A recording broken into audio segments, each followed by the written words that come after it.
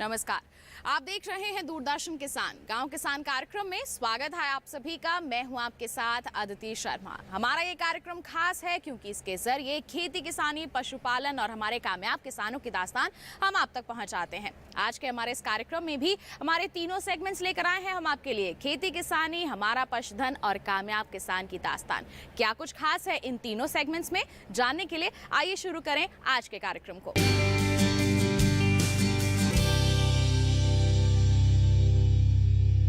आइए किसान भाइयों बहनों, कार्यक्रम की शुरुआत करते हैं हमारे पहले सेगमेंट खेती किसानी के साथ, जिसमें आज हम बात करेंगे मोटे अनाजों की। मोटा अनाज, जैसा कि इसका नाम है वैसा ही मोटा फायदा पहुंचाता है हमारे शरीर को, लेकिन अनाज की फहरिस्त में हमने इन्हें कहीं पीछे छोड़ दिया है। लेकिन बदलती सोच और हमारी सरकार के प्रयासों के चलते अब बदलाव आ रहा है। फिर से हमारी रसोई में इसका स्वागत हो रहा है, लेकिन एक बदले हुए रूप में। कौन सा है ये रूप, आइए दिखाते हैं आपको हमारी इस रिपोर्ट के जरिए।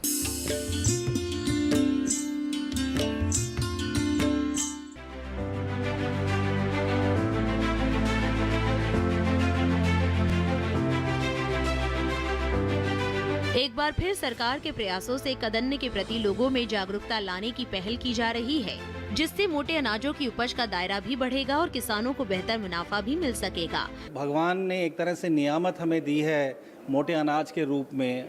आधी बीमारियां जो आजकल व्याधियां व्याप्त हैं, उन्हें कंट्रोल किया जा सकता है अगर हम ये मोटे अनाज का प्रचलन बढ़ाएं।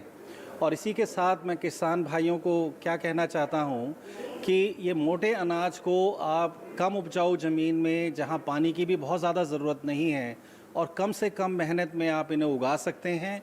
और इन आने वाले समय में, जैसे कि आपको ज्ञात भी है कि 2023 को विश्वव्यापी रूप में मोटे अनाज का वर्ष के रूप में मनाया जा रहा है, और मुझे लगता है कि इसके लिए बाज़ार भी बहुत उपलब्ध होगा।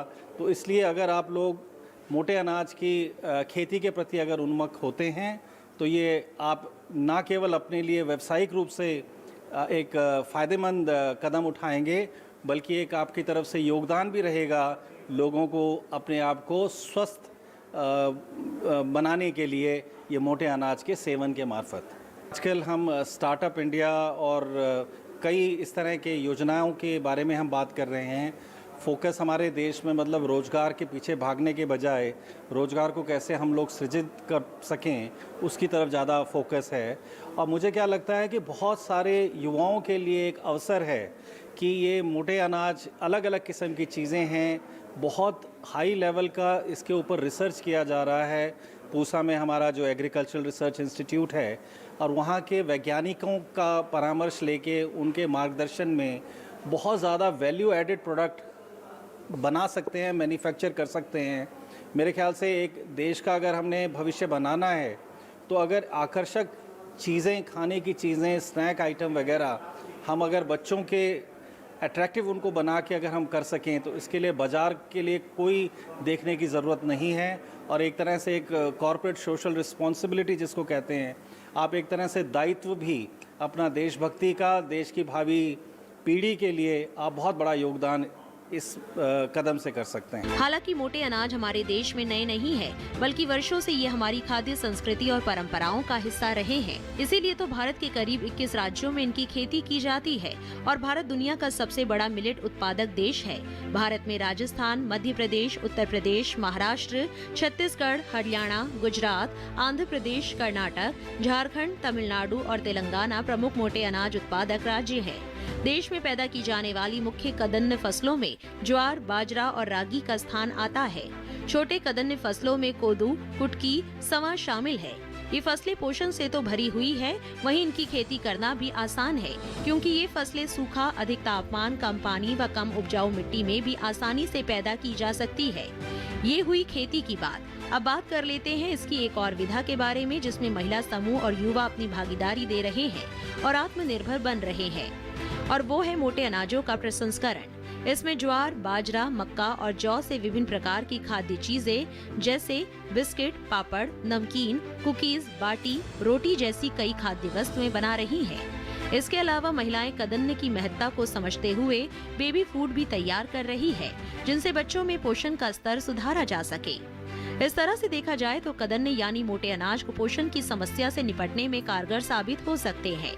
इनमें छुपे पोषण को सही तरीके से इस्तेमाल करने से जायका भी बढ़ाया जा सकता है।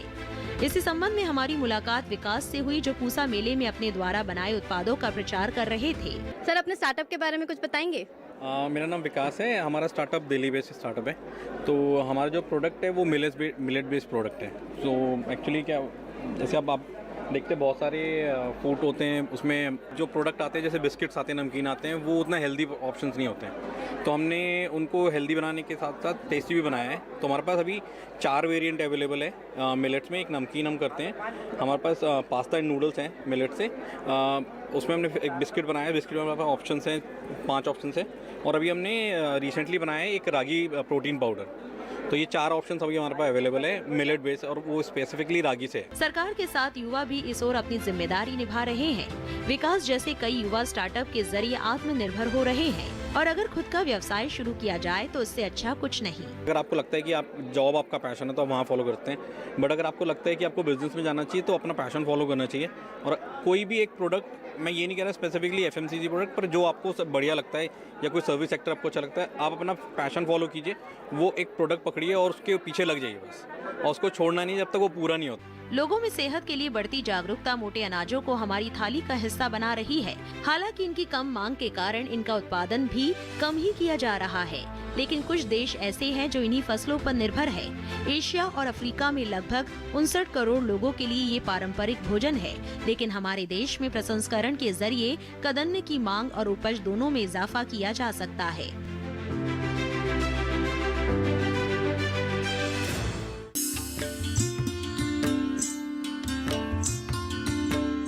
तो किसान भाइयों बहनों, मोटे अनाजों के फायदों के बारे में तो आपने जान लिया। अब इसी के साथ कार्यक्रम में वक्त हो चला है एक छोटे से ब्रेक का। आपका हिम्मत जाइए, ब्रेक के बाद हम आपको दिखाने वाले हैं हमारा अगला सेगमेंट, हमारा पशुधन। बने रहिए दूरदर्शन किसान पर, देखते रहिए हमारा कार्यक्रम गांव किसान।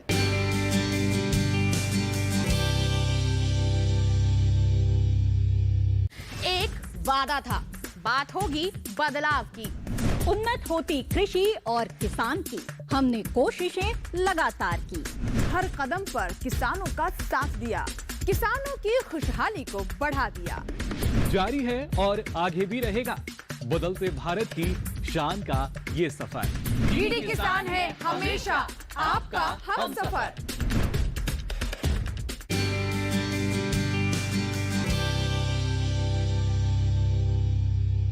ब्रेक के बाद दूरदर्शन किसान के कार्यक्रम गांव किसान में आप सभी का फिर से स्वागत है।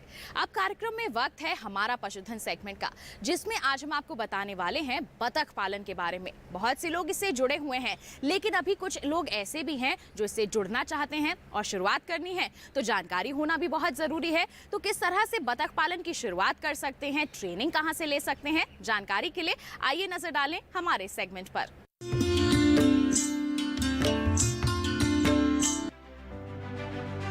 बदलते दौर में लोग अपने स्वास्थ्य को लेकर ज्यादा संजीदा हुए, इसीलिए लोग प्रोटीन युक्त आहार के लिए बत्तख के अंडों या मांस का सेवन करते हैं। मांसाहार के प्रति बढ़ती रुचि ने पशुपालकों के सामने नए अवसर खोल दिए हैं। इन्हीं अवसरों में एक है बत्तख पालन। इसे शुरू करने के लिए सबसे जरूरी आसपास पानी के स्रोत का होना है, जहां बत्तख आसानी से प्रजनन कर अंडे दे सके और विचरण कर सके। इसके लिए कृत्रिम तालाब बनाकर भी बत्तख पालन किया जा सकता है। बत्तख से अंडे और मांस दोनों ही रूप में मुनाफा कमाया जा सकता है। इसमें शुरुआत में मैं 1000 डकलिंग लेकर के आया था। 1000 डकलिंग की कॉस्ट जो मुझे पड़ी थी, एक बच्चे की कॉस्ट, मुझे एक डकलिंग की कॉस्ट 65 रुपये पड़ी थी और 4000 रुपये मेरा किराया आया था। तो लगभग आप ये मानो कि 70,000 रुपये की मेरी शुरुआती खर्च आई थी। उसके बाद मैं 1 महीने बाद में मैंने फिर 1000 बच्चे मंगाए थे। आज जो मेरे पास में हैं टोटल 2000 बर्ड्स हैं। इनमें लगभग 1500 मेरे पास में फीमेल हैं और 500 मेरे पास मेल हैं। एग प्रोडक्शन जो स्टार्ट होता है, जो शुरुआत होती है, वो लगभग 5 महीने में ये बर्ड एग पे आ जाती है। तो 5 महीने बाद में आपका एग प्रोडक्शन स्टार्ट हो जाएगा। और इसका जो अंडा है मार्केट में 7 रुपये से लेकर के 12 रुपये तक के बीच में इसका अंडा बिकता है। आमतौर पर बत्तखों में रोगों से लड़ने की क्षमता मुर्गियों की तुलना में ज्यादा होती है, लेकिन उनके रहने की जगह पर गंदगी, गंदा दाना पानी, दूसरे जीवों से नजदीकी व गीला कूड़ा कई बार बीमारी फैलाने की बड़ी वजह बन जाते हैं। इसीलिए इन बातों का विशेष ख्याल रखें। आवास का फर्श सूखा व साफ रखे। बत्तखों के चूजे हमेशा रोग रहित व अच्छी नर्सरी से ले। बीमार बत्तखों को तुरंत अलग कर दे। मृत बत्तखों को जला दे या कहीं दूर ले जाकर दबा दे। चिकित्सक से सलाह लेकर जरूरी टीके लगवाएं। इस व्यवसाय में नुकसान को कम करने के लिए चूजों पर खास ध्यान दें। यदि चूजों की संख्या में कमी होती है तो इसका सीधा असर व्यवसाय पर पड़ता है। इसके लिए जरूरी है कि कृत्रिम गर्मी से 15 दिनों तक सेए गए चूजों को पालने में सावधानी बरतें। मसलन चूजों को टीन गार्ड के घेरे में रखें। साथ ही अंडों से निकले चूजों को फर्श पर रखने से पहले चटाई जरूर बिछा दे। 5 से 6 हफ्तों तक हर 2 से 3 दिनों में चटाई को धूप में सुखाए। चूजों को रोज दिन में 3 से 4 बार पानी पिलाए। चूजों को बारीक दाना दे। 1 महीने बाद चूजों को तालाब में छोड़े, लेकिन शिकारी पशु पक्षियों से उनकी रक्षा करें। 4 महीने की उम्र में नर व मादा की पहचान हो जाती है। आहार पर ध्यान दिया जाए तो बत्तख के 5 माह बाद अंडे देने लगती है। इस समय बत्तख के आहार में जरूरी पोषक तत्व शामिल करें। इस व्यवसाय की एक बहुत अच्छी खासियत ये है कि इसको कोई भी व्यक्ति आराम से शुरुआत कर सकता है। और जैसा कि आप देख रहे होंगे, इनका डक्स का कोई ज़्यादा रखरखाव नहीं होता। आप इनको फ्रीली पाल सकते हो। फ्री रेंज इसको बोला जाता है। तो फ्री रेंज से हमारा मतलब है कि जो पक्षी है अपने उसी माहौल में रखा जाता है जिस माहौल में वो नेचुरली रहता है। तो इसमें ज़्यादा मेंटेनेंस की कोई ज़रूरत नहीं होती। आप आराम से केवल आपको दाना खिलाना है इनको। पानी के लिए आप एक गड्ढा खुदवा सकते हो। अगर तालाब भी आप नहीं बनवाना चाहते तो आप एक गड्ढा खुदवा सकते हो। नॉर्मली 6 बाय 7 फीट के आसपास का आप एक गड्ढा तैयार करा सकते हो। उसमें भी कोई ज़्यादा लागत नहीं आएगी। और रख रखाव के लिए बस केवल आपको इनका फीड जो है, आप चाहे तो फीड अपना भी खिला सकते हो। ये ओमनिवोरस पक्षी होता है।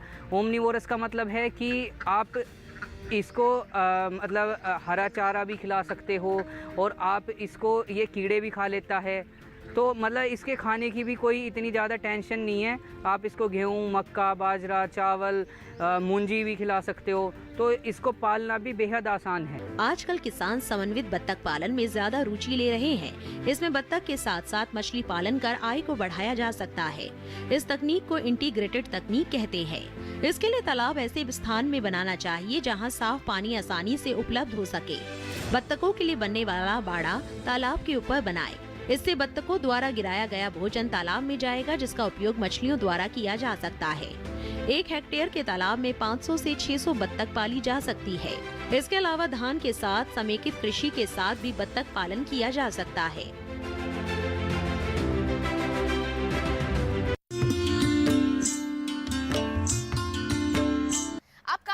वक्त है किसान भाइयों बहनों नजर डालने का पशुपालक कैलेंडर पर। इस समय में किस तरह से अपनी पशुओं की आप बेहतर देखभाल कर सकते हैं, जानने के लिए दिखाते हैं आपको इस माह का पशुपालक कैलेंडर। अधिक गर्मी से पशुओं में लू लगना, जल एवं लवण की कमी, भूख कम होना एवं कम उत्पादन जैसे लक्षण देखने को मिलते हैं। पशुओं को धूप व लू से बचाने के उपाय करें। गर्मी में पशुओं को छायादार स्थान पर रखें एवं पानी की पर्याप्त उपलब्धता बनाए रखें।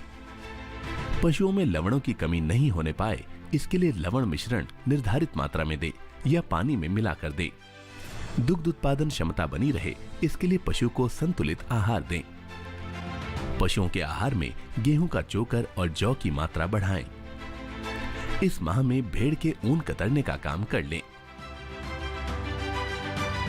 इसी के साथ किसान भाइयों बहनों कार्यक्रम में वक्त हो चला है एक और छोटे से ब्रेक का। कहीं मत जाइए, देखते रहिए हमारा कार्यक्रम गांव किसान और बने रहिए दूरदर्शन किसान पर।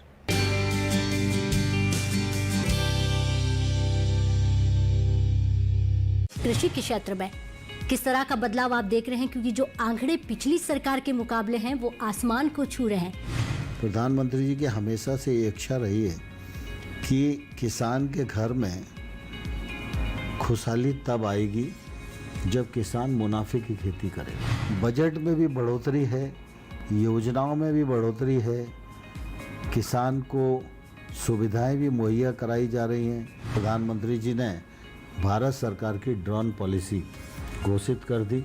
अब जहां जहां आवश्यकता है वहां ड्रोन का उपयोग हो सकेगा। सर्वाधिक क्षेत्र है कृषि का जिसमें इसका उपयोग होना चाहिए और लाभप्रद होगा। किसान चैनल को 7 वर्ष पूरे हो रहे हैं। मोदी सरकार की सफलता के 8 वर्ष पूरे हो रहे हैं, तो क्या शुभकामनाएं देंगे? मैं इस अवसर पर चैनल के सभी लोगों को और देश के करोड़ों करोड़ किसानों को इस मौके पर बहुत बहुत बधाई देता हूँ। देखिए हमारी खास पेशकश कृषि बदलाव के 8 वर्ष 26 मई गुरुवार शाम 5 बजे से रात 8 बजे तक दूरदर्शन किसान पर।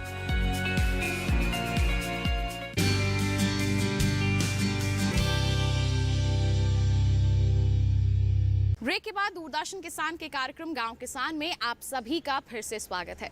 किसान भाइयों बहनों, गर्मियां दस्तक दे चुकी हैं और अब थोड़े ही समय में हमें बाजार में लीची दिखाई देने लगेंगी। और इससे जुड़े जो किसान हैं वो इसकी खेती तो कर ही रहे हैं, लेकिन अब धीरे धीरे अपने कदम बढ़ा रहे हैं इसकी प्रसंस्करण की ओर। क्या है इसके पीछे की वजह, आइए जानते हैं हमारे आज के कामयाब किसान से। नजर डालते हैं हमारे सेगमेंट कामयाब किसान की दास्तान पर।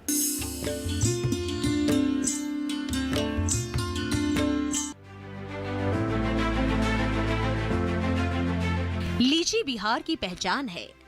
चीन के बाद भारत विश्व में लीची का दूसरा सबसे बड़ा उत्पादक है। लीची का पारदर्शी स्वादिष्ट बीज चोल या खाने योग्य गुदा भारत में एक टेबल फ्रूट के रूप में लोकप्रिय है। वहीं चीन और जापान में इसे सूखे या डिब्बा बंद रूप में पसंद किया जाता है। बिहार लीची के उत्पादन मामले में अव्वल है। अपने आकर्षक रंग, स्वाद और गुणों के लिए लोकप्रिय लीची में कैल्शियम, प्रोटीन, खनिज पदार्थ, फास्फोरस, विटामिन सी पाए जाते हैं। इसके बावजूद इसमें एक खामी है जिस वजह से लीची उत्पादकों को अक्सर 2-4 होना पड़ता है, और वो है लीची के जीवन की कम अवधि। हालांकि इसके लिए भी समाधान निकाला जा रहा है, जिसमें इसके प्रसंस्करण पर जोर दिया जा रहा है। इसके लिए राज्य कृषि निर्यात योजना तैयार करने में एपीडा बिहार सरकार को सुविधा प्रदान कर रहा है, जो राज्य से कृषि और प्रसंस्कृत खाद्य उत्पादों के निर्यात को बढ़ावा देने के लिए रोड मैप प्रदान करेगा। राज्य कृषि निर्यात योजना को अंतिम रूप देने के बाद मखाना, आम, लीची और अन्य फलों एवं सब्जियों के निर्यात क्षमता का उपयोग किया जा सकता है। वहीं बिहार सरकार एपीडा और अन्य एजेंसियों के सहयोग से सीमा शुल्क निकासी सुविधा, प्रयोगशाला परीक्षण सुविधा, पैक हाउस और प्री कूलिंग सुविधाएं जैसे आवश्यक बुनियादी ढांचे के निर्माण के लिए प्रयास कर रही है, जो राज्य की कृषि निर्यात क्षमता का उपयोग करेगा और इसे बढ़ावा देगा। इसके साथ ही लीची उत्पादक किसान खुद इसके प्रसंस्करण में कामयाबी हासिल कर रहे हैं। मुजफ्फरपुर के किसान और उद्यमी नीरज सिंह लीची और आम से सह उत्पाद बना रहे हैं और पहले की अपेक्षा ज्यादा लाभ भी कमा रहे हैं। इसके लिए उन्होंने क्या किया, आइए जानते हैं। मैं किसान हूं और आम और लीची का उत्पादक हूं, किसान हूं, लेकिन किसानों की स्थिति बहुत ख़राब है वहाँ आम और लीची की, और औने पौने दामों में व्यापारी उनसे आम और लीची खरीद के ले जाया करते थे।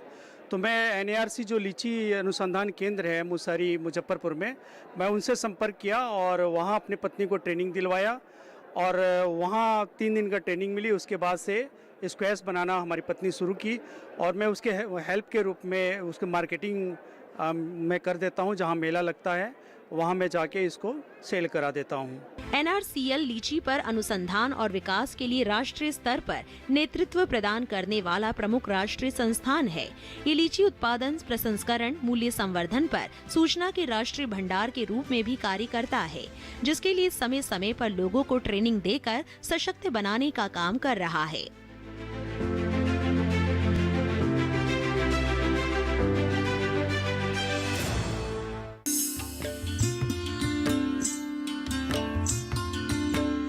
तो किसान भाइयों बहनों, ये था हमारा आज का कार्यक्रम गांव किसान। हम उम्मीद करते हैं आज के कार्यक्रम में जितनी भी जानकारियां हमने आप तक पहुंचाई हैं उनसे आप जरूर लाभ लेंगे। और साथ ही आपको एक विशेष जानकारी भी दे दें कि टीवी स्क्रीन पर एक QR कोड आपको दिखाया जा रहा है, इसे स्कैन करके आप सीधा पहुंच सकते हैं हमारे YouTube चैनल पर और देख सकते हैं हमारा कार्यक्रम गाँव किसान, और तमाम जानकारियाँ जो हैं वो हासिल कर सकते हैं। तो बस इसी के साथ आज के लिए इतना ही। अगले अंक में करेंगे आपसे मुलाकात। हमें दीजिए इजाजत। आप बने रहिए दूरदर्शन किसान पर। नमस्कार।